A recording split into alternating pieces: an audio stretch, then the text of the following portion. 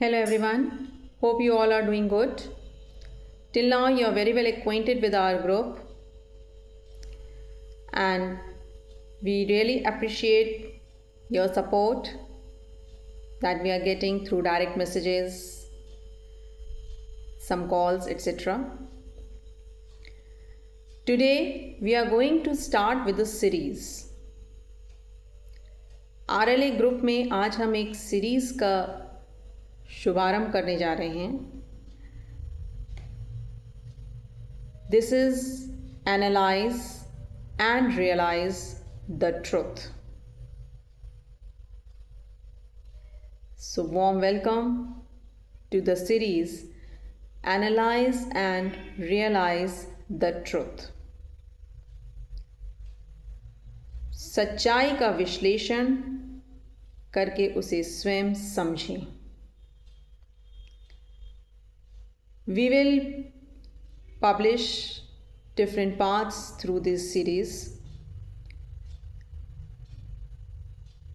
These parts will not only be focused on a particular field or area, but will cover the fields related to the welfare of the society. समाज के विकास के लिए, समाज के उत्थान के लिए हमें जिन जिन विभागों में, जिन जिन जगहों पर हमें लगेगा कि यहाँ पर आप लोगों के लिए सच का विश्लेषण करना, उसे समझना आवश्यक है, हम उन्हीं फील्ड्स को इसमें कवर करेंगे. तो ये किसी भी एक पर्टिकुलर एरिया या पर्टिकुलर पर्सन कंसर्न पे नहीं होगा, पर्टिकुलर फील्ड पर रिलेटेड नहीं होंगे ये सीरीज़. इस सीरीज़ में हमारा मकसद सिर्फ़ और सिर्फ समाज की बेहतरी के लिए, समाज को जागरूक करने के लिए प्रयास करना है. So, truth is always bitter. सच कड़वा होता है.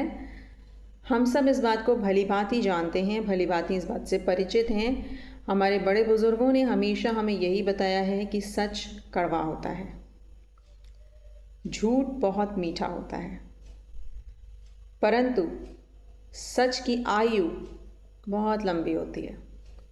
हाँ, कलयुग है. कुछ लोग कहते हैं कि झूठ की आयु लंबी है, झूठ की उम्र बहुत लंबी है, लेकिन ऐसा नहीं होता. वास्तव में सच्चाई की आयु लंबी होती है.